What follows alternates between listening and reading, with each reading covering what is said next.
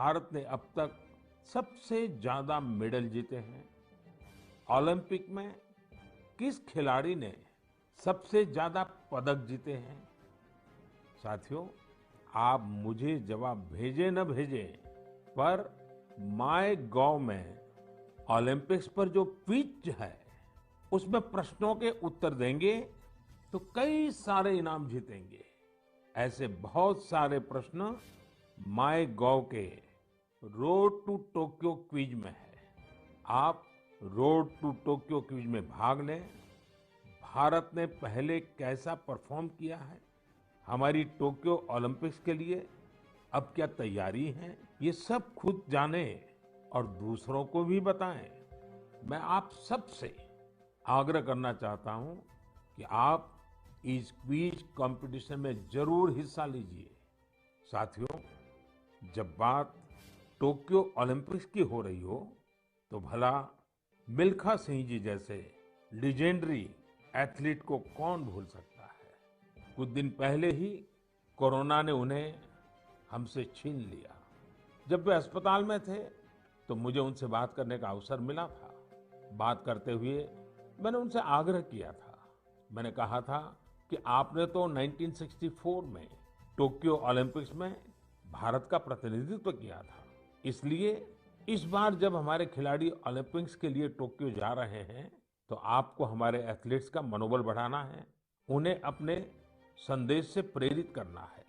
वो खेल को लेकर इतना समर्पित और भावुक थे कि बीमारी में भी उन्होंने तुरंत ही इसके लिए हामी भर दी। लेकिन दुर्भाग्य से नियति को कुछ और मंजूर था। मुझे आज भी याद है 2014 में वो सूरत आए थे। हम लोगों ने एक नाइट मैराथन का उद्घाटन किया था। उस समय उनसे जो गपशप हुई, खेलों के बारे में जो बात हुई, उससे मुझे भी बहुत प्रेरणा मिली थी। हम सब जानते हैं कि मिल्खा सिंह जी का पूरा परिवार स्पोर्ट्स को समर्पित रहा है, भारत का गौरव बढ़ाता रहा है। साथियों, जब टैलेंट, डेडिकेशन, डिटर्मिनेशन और स्पोर्ट्समैन स्पिरिट एक साथ मिलते हैं तब जाकर कोई चैंपियन बनता है। हमारे देश में तो अधिकांश खिलाड़ी छोटे छोटे शहरों, कस्बों, गांवों से निकल कर के आते हैं।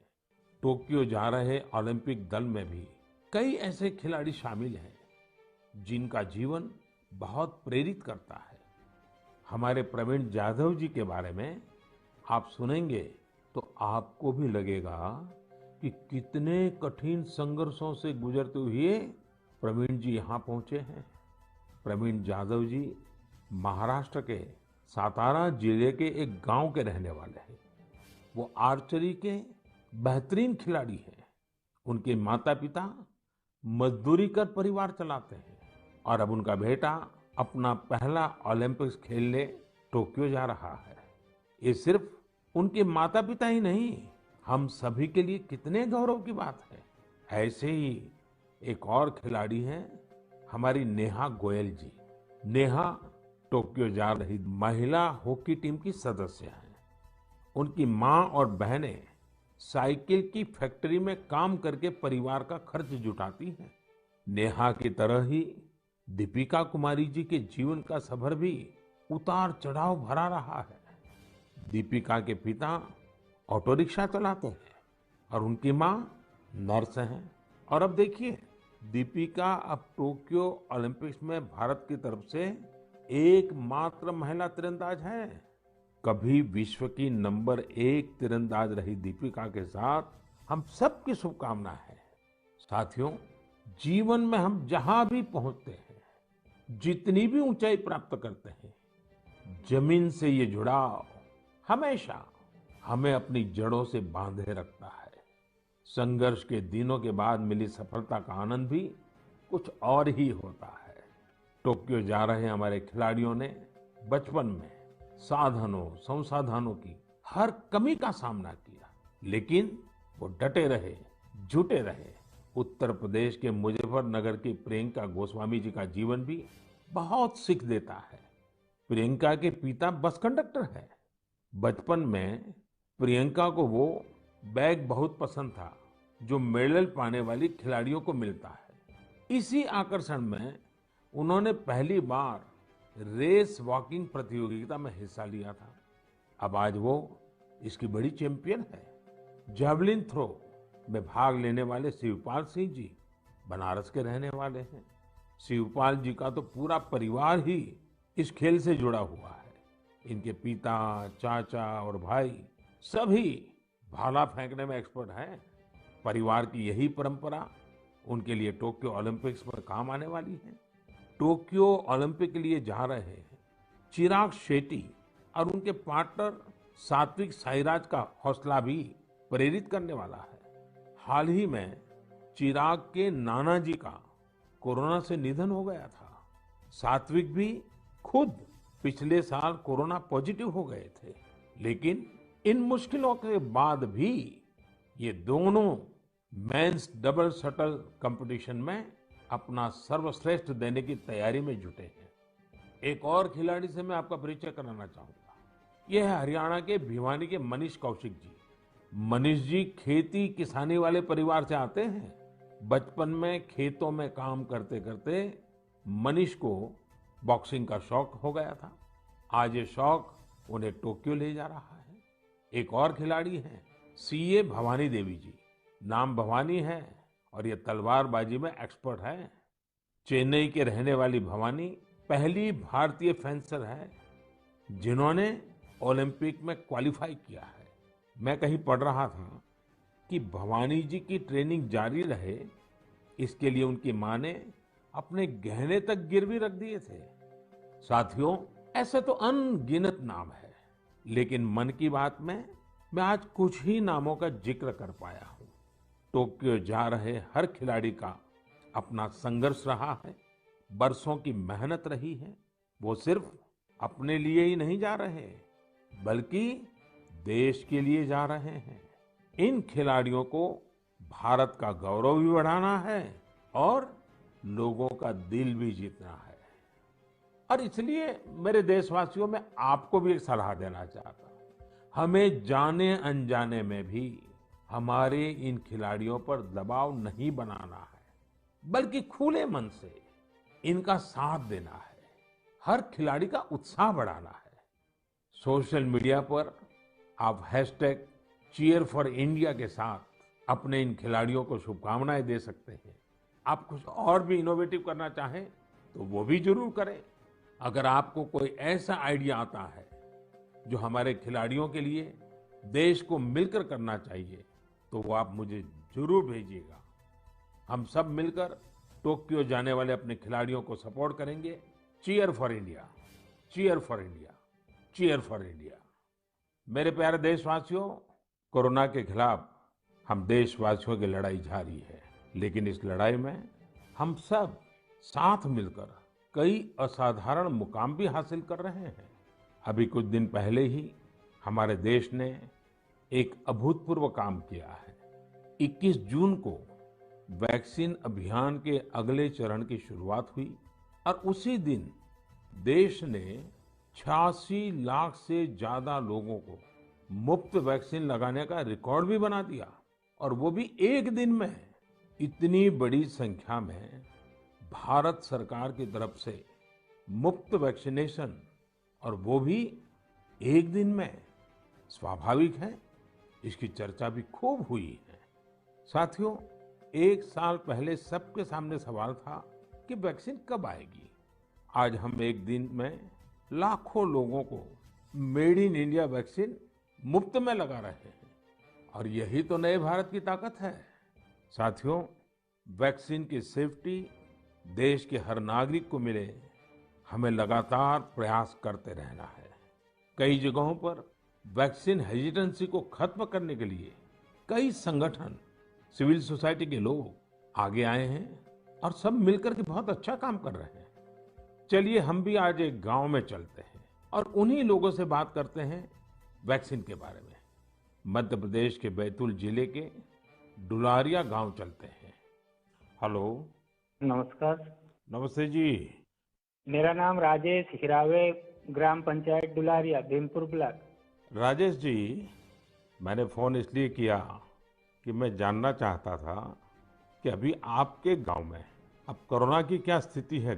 सर यहाँ पे कोरोना की स्थिति तो अभी ऐसा कुछ नहीं है यहाँ। अभी लोग बीमार नहीं है। जी। गांव की जनसंख्या कितनी है, कितने लोग हैं गांव में? गांव में 462 पुरुष है और 332 महिलाएं हैं। अच्छा राजेश जी, आपने वैक्सीन ले ली क्या? नहीं सर, अभी नहीं लिए। अरे, क्यों नहीं लिया? सर जी यहाँ पे कुछ लोगों ने कुछ व्हाट्सएप पे ऐसा भ्रम डाल दिया गया कि उससे लोग भ्रमित हो गए सर जी। तो क्या आपके मन में भी डर है? जी, सब पूरे गांव में ही ऐसा भ्रम फैला दिया था सर। अरे रे रे, ये क्या बात की आपने। देखिए राजेश जी, जी।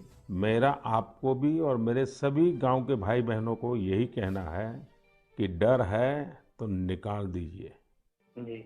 हमारे पूरे देश में 31 करोड़ से भी ज्यादा लोगों ने वैक्सीन का टीका लगवा लिया है। जी। आपको पता है ना, मैंने खुद ने भी दोनों डोज लगवा लिए हैं। जी सर। अरे मेरी माँ तो करीब करीब 100 साल की है, उन्होंने भी दोनों डोज लगवा लिए हैं। कभी कभी किसी को इससे बुखार वगैरह आता है, पर वो बहुत मामूली होता है, कुछ घंटों के लिए ही होता है। देखिए, वैक्सीन नहीं लेना बहुत खतरनाक हो सकता है। जी। इससे आप खुद को तो खतरे में डालते ही हैं, साथ ही में परिवार और गांव को भी खतरे में डाल सकते हैं। जी। और राजेश जी, इसलिए जितना जल्दी हो सके वैक्सीन लगवा लीजिए और गांव में सबको बताइए कि भारत सरकार की तरफ से मुफ्त वैक्सीन दी जा रही है और 18 वर्ष से ऊपर के सभी लोगों के लिए ये मुफ्त वैक्सीनेशन है। जी। जी। तो ये आप भी गांव में लोगों को बताइए, और गांव में ये डर का तो माहौल का कोई कारण ही नहीं है। कारण यही सर, कुछ लोगों ने ऐसी गलत अफवाह फैला दी जिससे लोग बहुत ही भयभीत हो गए। उसका उदाहरण देते जैसा उस वैक्सीन को लगाने से बुखार आना, बुखार से और बीमारी फैल जाना, मतलब आदमी की मौत हो जाना, यहाँ तक के वो अफवाह फैला। हो। देखिए, आज तो इतने रेडियो, इतने टीवी, इतनी सारी खबरें मिलती हैं और इसलिए लोगों को समझाना बहुत सरल हो जाता है। और देखिए, मैं आपको बताऊं, भारत के अनेक गांव ऐसे हैं जहां सभी लोग वैक्सीन लगवा चुके हैं, यानी गांव के 100% लोग। जैसे मैं आपको एक उदाहरण देता हूं। जी। कश्मीर में बांदीपुरा जिला है। इस बांदीपुरा जिले में एक व्यवन गांव के लोगों ने मिलकर 100%, 100% वैक्सीन का लक्ष्य बनाया और उसे पूरा भी कर दिया। आज कश्मीर के इस गांव के 18 साल से ऊपर के सभी लोग टीका लगवा चुके हैं। नागालैंड के भी 3 गांवों के बारे में मुझे पता चला कि वहां भी सभी लोगों ने 100%, 100% टीका लगवा लिया है। जी। जी। राजेश जी, आपको भी अपने गांव, अपने आसपास के गांव में ये बात पहुंचानी चाहिए। और आप भी जैसे कहते हैं, ये भ्रम है, बस ये भ्रम ही है। जी। जी। तो भ्रम का जवाब यही है कि आपको खुद को टीका लिखा करके समझाना पड़ेगा सबको। करेंगे ना आप? जी सर। पक्का करेंगे?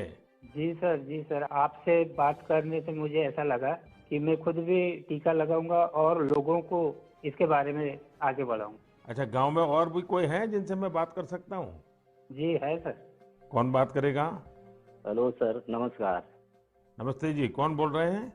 मेरा नाम है किशोरीलाल धुर्वे।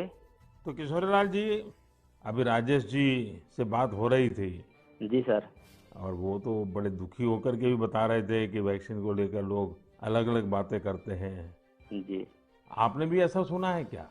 हाँ, सुना तो हूँ सर वैसा। क्या सुना है? क्योंकि यह है सर, ये पास में महाराष्ट्र है, तो उधर से कुछ रिश्तेदारी से जुड़े लोग मतलब कुछ अफवाह फैलाते कि वैक्सीन लेने से लोग सर मर रहे हैं, कोई बीमार हो रहा है। इस तरह लोगों के पास ज्यादा भ्रम है सर, इसलिए नहीं ले रहे। नहीं, कहते हैं क्या है, अब कोरोना चला गया ऐसा कहते हैं। जी। कोरोना से कुछ नहीं होता ऐसा कहते हैं। नहीं, कोरोना चला गया नहीं बोलते सर, कोरोना तो है बोलते, लेकिन वैक्सीन जो लेते हैं उससे मतलब बीमारी हो रहे और मर रहे, ये स्थिति बताते सर वो। अच्छा, वैक्सीन के कारण मर रहे हैं? अपना क्षेत्र आदिवासी क्षेत्र है सर, ऐसे भी लोग इसमें जल्दी डरते हैं, जो भ्रम फैला देते इस कारण से, मतलब लोग नहीं ले रहे सर वैक्सीन। देखिए किशोरलाल जी, जी हाँ सर। ये अफवाहें फैलाने वाले लोग तो अफवाहें फैलाते रहेंगे। जी। हमें तो जिंदगी बचानी है, अपने गांव वालों को बचाना है, अपने देशवासियों को बचाना है। और ये अगर कोई कहता है कि कोरोना चला गया, तो ये भ्रम में मत रहिए। जी। ये बीमारी ऐसी है, ये बहुरूपिये वाली है। जी सर। वो रूप बदलती है, नए नए रंग रूप करके पहुंच जाती है। जी। और उसमें बचने के लिए हमारे पास दो रास्ते हैं। एक तो कोरोना के लिए जो प्रोटोकॉल बना है, मास्क पहनना, साबुन से बार बार हाथ धोना, दूरी बनाए रखना। और दूसरा रास्ता है, इसके साथ साथ वैक्सीन का टीका लगवाना। वो भी एक अच्छा सुरक्षा कवच है, तो उसकी चिंता करिए। जी। अच्छा किशोरलाल जी, ये बताइए, जी सर। जब लोग आपसे बातें करते तो आप कैसे समझाते हैं लोगों को? आप समझाने का काम करते हैं कि आप भी अफवाह में आ जाते हैं? अरे समझाए क्या, वो लोग ज्यादा हो जाते सर तो हम भी भयभीत में आ जाते ना सर। देखिए किशोरलाल जी, मेरी आपसे बात हुई है, आज आप मेरे साथी हैं। जी सर। आपको डरना नहीं है और लोगों के डर को भी निकालना है। निकालोगे? जी। निकालेंगे सर, लोगों के डर को भी निकालेंगे सर। मैं स्वयं भी खुद लगाऊंगा। देखिए, अफवाहों पर बिल्कुल ध्यान न दें। जी। आप जानते हैं हमारे वैज्ञानिकों ने कितनी मेहनत करके वैक्सीन बनाई है। जी सर। साल भर रात दिन इतने बड़े बड़े वैज्ञानिकों ने काम किया है। और इसलिए हमें विज्ञान पे भरोसा करना चाहिए, वैज्ञानिकों पर भरोसा करना चाहिए। और ये झूठ फैलाने वाले लोगों को बार बार समझाना चाहिए कि देखिए भाई, ऐसा नहीं होता है। इतने लोगों ने वैक्सीन ले लिया है, कुछ नहीं होता है। जी। और अफवाहों से बहुत बच करके रहना चाहिए, गांव को भी बचाना चाहिए। जी। और राजेश जी, किशोरलाल जी, आप जैसे साथियों को तो मैं कहूंगा कि आप अपने ही गांव में नहीं, और गांवों में भी इन अफवाहों को रोकने का काम कीजिए और लोगों को बताइए मेरे से बात हुई है। जी सर। बता दीजिए, मेरा नाम बता दीजिए। बताएंगे सर और समझाएंगे लोगों को और स्वयं भी लेंगे। देखिए, आपके पूरे गांव को मेरी तरफ से शुभकामनाएं दीजिए। जी सर। और सभी से कहिए कि जब भी अपना नंबर आए, जी। वैक्सीन जरूर लगवाएं। ठीक है सर। मैं चाहूंगा कि गांव की महिलाओं को, हमारी माताओं बहनों को जी सर। इस काम में ज्यादा से ज्यादा जोड़िए और सक्रियता के साथ उनको साथ रखिए। जी। कभी कभी माताएं बहनें बात कहती है ना, लोग जल्दी मान जाते हैं। जी। आपके गांव में जब टीकाकरण पूरा हो जाए तो मुझे बताएंगे आप? हाँ बताएंगे सर। पक्का बताएंगे? जी। देखिए, मैं इंतजार करूंगा आपकी चिट्ठी का। जी सर। चलिए राजेश जी, किशोर जी, बहुत बहुत धन्यवाद, आपसे बात करने का मौका मिला। धन्यवाद सर, आपने हम बात किया है। बहुत बहुत धन्यवाद आपको भी। साथियों, कभी न कभी ये विश्व के लिए केस स्टडी का विषय बनेगा कि भारत के गांव के लोगों ने, हमारे वनवासी आदिवासी भाई बहनों ने इस कोरोना काल में किस तरह अपने सामर्थ्य और सूझबूझ का परिचय दिया। गांव के लोगों ने क्वारंटाइन सेंटर बनाए, स्थानीय जरूरतों को देखते हुए कोविड प्रोटोकॉल बनाए। गांव के लोगों ने किसी को भूखा नहीं सोने दिया, खेती का काम भी रुकने नहीं दिया। नजदीक के शहरों में दूध, सब्जियां, ये सब हर रोज पहुंचता रहे, ये भी गांव ने सुनिश्चित किया। यानी खुद को संभाला, औरों को भी संभाला। ऐसे ही हमें वैक्सीनेशन अभियान में भी करते रहना है।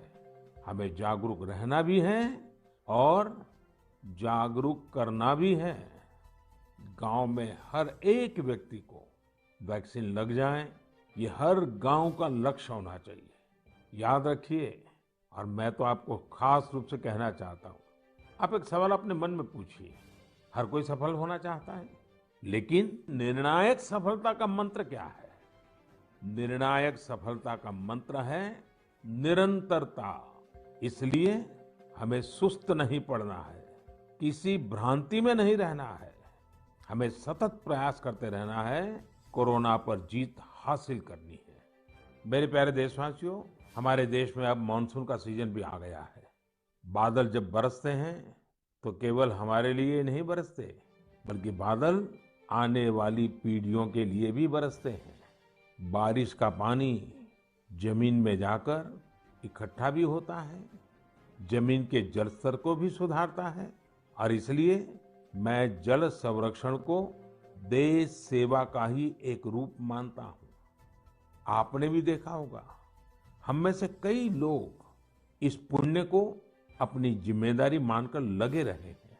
ऐसे ही एक शख्स हैं उत्तराखंड के पौड़ी गढ़वाल के सच्चिदानंद भारती जी।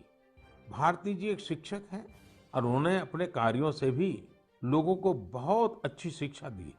आज उनकी मेहनत से ही पौड़ी गढ़वाल के उफरैंखाल क्षेत्र में पानी का बड़ा संकट समाप्त हो गया। जहां लोग पानी के लिए तरसते थे, वहां आज साल भर जल की आपूर्ति हो रही है। साथियों, पहाड़ों में जल संरक्षण का एक पारंपरिक तरीका रहा है, जिसे चाल खाल भी कहा जाता है, यानी पानी जमा करने के लिए बड़ा सा गड्ढा खोदना। इस परंपरा में भारती जी ने कुछ नए तौर तरीकों को भी जोड़ दिया। उन्होंने लगातार छोटे बड़े तालाब बनवाए। इससे न सिर्फ उफरैंखाल की पहाड़ी हरी भरी हुई, बल्कि लोगों की पेयजल की दिक्कत भी दूर हो गई। आप ये जानकर हैरान रह जाएंगे कि भारती जी ऐसी 30,000 से अधिक जल तलैया बनवा चुके हैं। 30,000।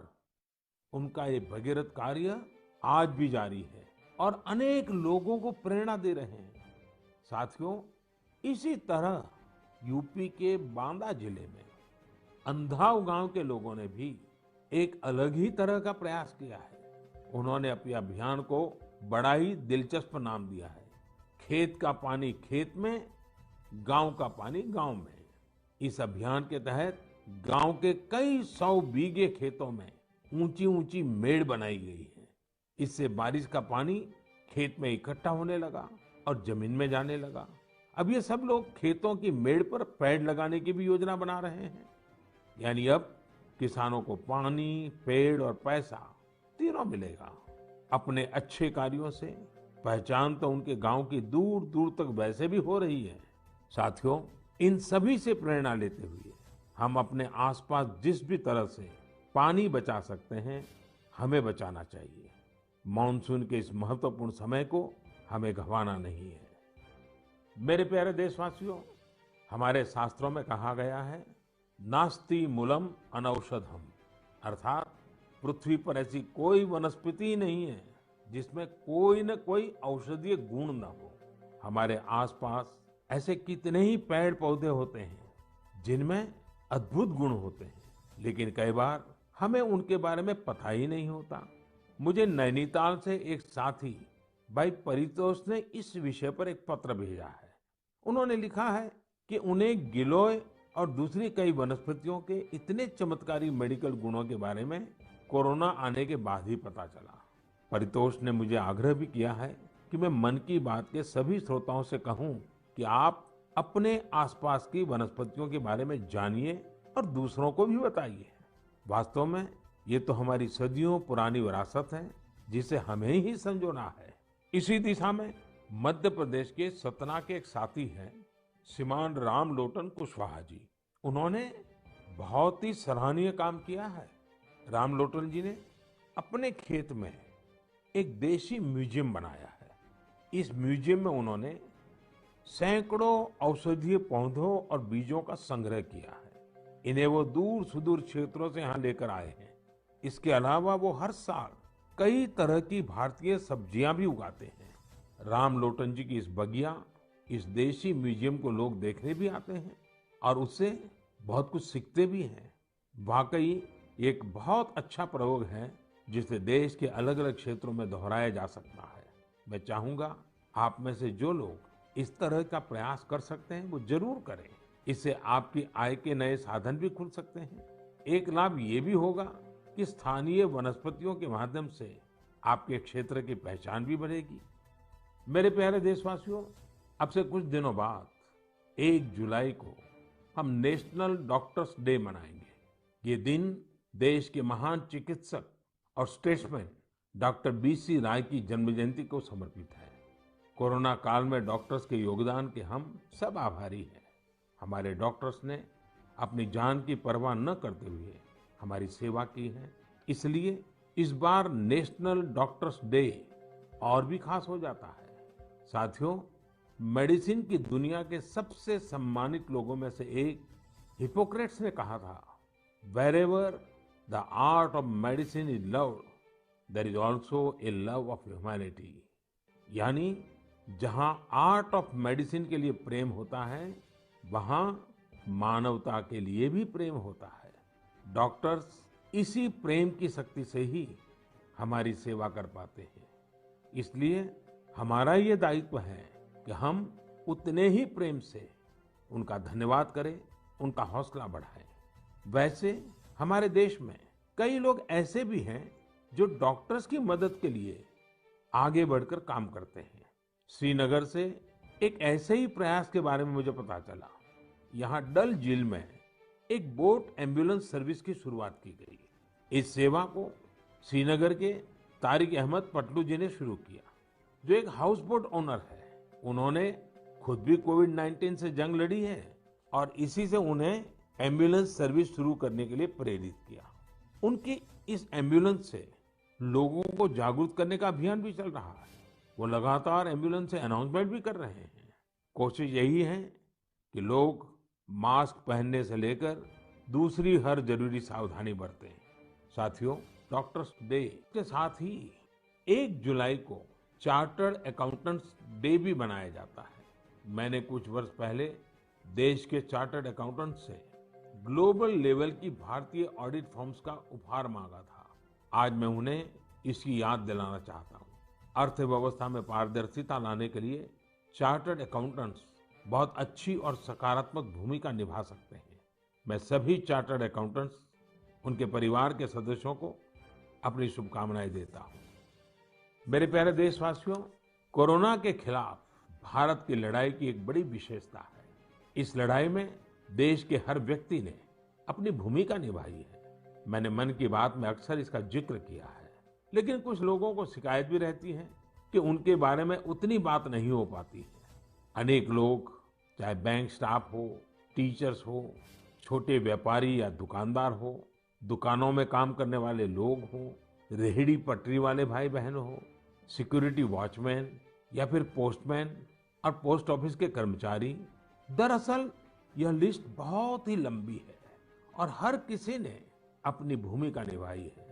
शासन प्रशासन में भी कितने ही लोग अलग अलग स्तर पर जुटे रहे हैं। साथियों, आपने संभवतः भारत सरकार में सचिव रहे गुरुप्रसाद महापात्र जी का नाम सुना होगा। मैं आज मन की बात में उनका जिक्र भी करना चाहता हूँ। गुरुप्रसाद जी को कोरोना हो गया था। वो अस्पताल में भर्ती थे और अपना कर्तव्य भी निभा रहे थे। देश में ऑक्सीजन का उत्पादन बढ़े, दूर सुदूर इलाकों तक ऑक्सीजन पहुंचे, इसके लिए उन्होंने दिन रात काम किया। एक तरफ कोर्ट कचहरी का चक्कर, मीडिया का प्रेशर, एक साथ कई मोर्चों पर वो लड़ते रहे। बीमारी के दौरान उन्होंने काम करना बंद नहीं किया। मना करने के बाद भी वो जीत करके ऑक्सीजन पर होने वाली वीडियो कॉन्फ्रेंस में भी शामिल हो जाते थे। देशवासियों की इतनी चिंता थी उन्हें, वो अस्पताल के बेड पर खुद की परवाह किए बिना देश के लोगों तक ऑक्सीजन पहुंचाने के लिए इंतजाम में जुटे रहे। हम सबके लिए दुखद है कि इस कर्मयोगी को भी देश ने खो दिया है। कोरोना ने उन्हें हमसे छीन लिया है। ऐसे अनगिनत लोग हैं जिनकी चर्चा कभी हो नहीं पाई। ऐसे हर व्यक्ति को हमारी श्रद्धांजलि यही होगी कि हम कोविड प्रोटोकॉल का पूरी तरह पालन करें, वैक्सीन जरूर लगवाएं। मेरे प्यारे देशवासियों, मन की बात की सबसे अच्छी बात यह है कि इसमें मुझसे ज्यादा आप सबका योगदान रहता है। अभी मैंने माय गॉव में एक पोस्ट देखी जो चेन्नई के थिरु आर गुरुप्रसाद जी की है। उन्होंने जो लिखा है वो जानकर आपको भी अच्छा लगेगा। उन्होंने लिखा है कि वो मन की बात प्रोग्राम के रेगुलर लिसनर है। गुरुप्रसाद जी की पोस्ट से अब मैं कुछ पंक्तियां कोट कर रहा हूं। उन्होंने लिखा है, जब भी आप तमिलनाडु के बारे में बात करते हैं तो मेरा इंटरेस्ट और भी बढ़ जाता है। आपने तमिल भाषा और तमिल संस्कृति की महानता, तमिल त्योहारों और तमिलनाडु के प्रमुख स्थानों की चर्चा की है।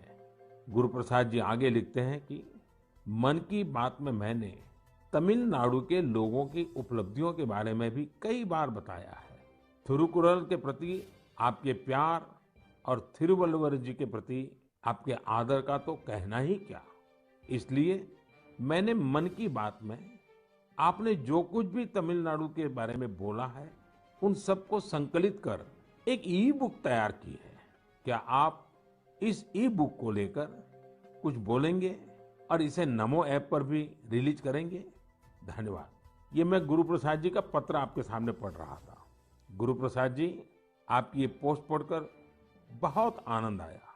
अब आप अपनी ई बुक में एक और पेज जोड़ दीजिए।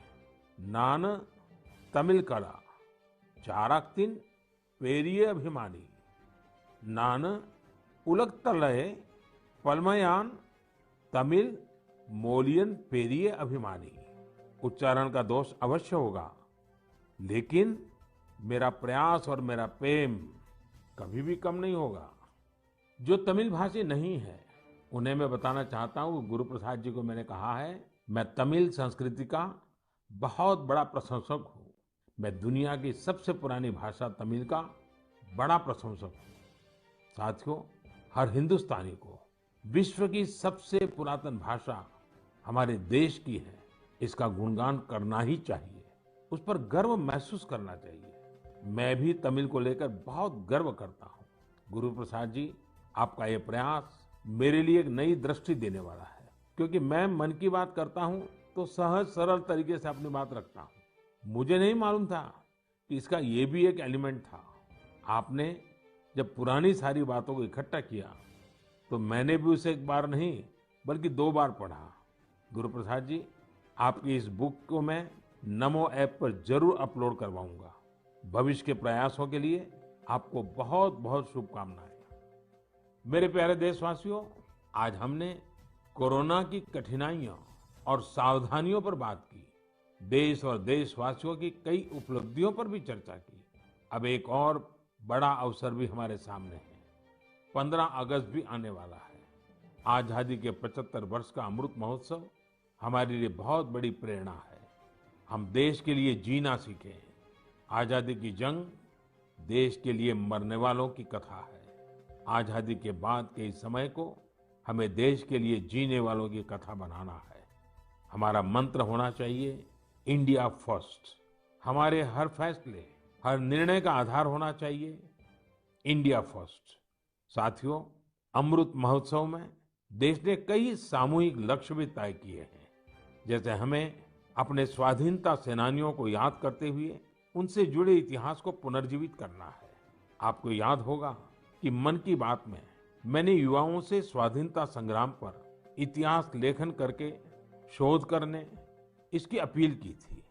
मकसद ये था कि युवा प्रतिभाएं आगे आए, युवा सोच, युवा विचार सामने आए, युवा कलम नई ऊर्जा के साथ लेखन करे। मुझे ये देखकर बहुत अच्छा लगा कि बहुत ही कम समय में 2500 से ज्यादा युवा इस काम को करने के लिए आगे आए हैं। साथियों, दिलचस्प बात यह है, 19वीं 20वीं शताब्दी के जंग की बात तो आमतौर पर होती रहती है, लेकिन खुशी इस बात की है कि 21वीं सदी में जो युवा पैदा हुए हैं, 21वीं सदी में जिनका जन्म हुआ है, ऐसे मेरे नौजवान साथियों ने 19वीं और 20वीं शताब्दी की आजादी की जंग को लोगों के सामने रखने का मोर्चा संभाला है। इन सभी लोगों ने माईगॉव पर इसका पूरा ब्यौरा भेजा है। ये लोग हिंदी, इंग्लिश, तमिल, कन्नड़ा, बांग्ला, तेलुगु, मराठी, मलयालम, गुजराती ऐसी देश की अलग अलग भाषाओं में स्वाधीनता संग्राम पर लिखेंगे। कोई स्वाधीनता संग्राम से जुड़े रहे अपने आसपास के स्थानों की जानकारी जुटा रहा है, तो कोई आदिवासी स्वाधीनता सेनानियों पर किताब लिख रहा है। एक अच्छी शुरुआत है। मेरा आप सभी से अनुरोध है कि अमृत महोत्सव से जैसे भी जुड़ सकते हैं, जरूर जुड़े। ये हमारा सौभाग्य है कि हम आजादी के 75 वर्ष के पर्व का साक्षी बन रहे हैं। इसलिए अगली बार जब हम मन की बात में मिलेंगे तो अमृत महोत्सव की और तैयारियों पर भी बात करेंगे। आप सब स्वस्थ रहिए, कोरोना से जुड़े नियमों का पालन करते हुए आगे बढ़िए। अपने नए नए प्रयासों से देश को ऐसे ही गति देते रहिए। इन्हीं शुभकामनाओं के साथ बहुत बहुत धन्यवाद।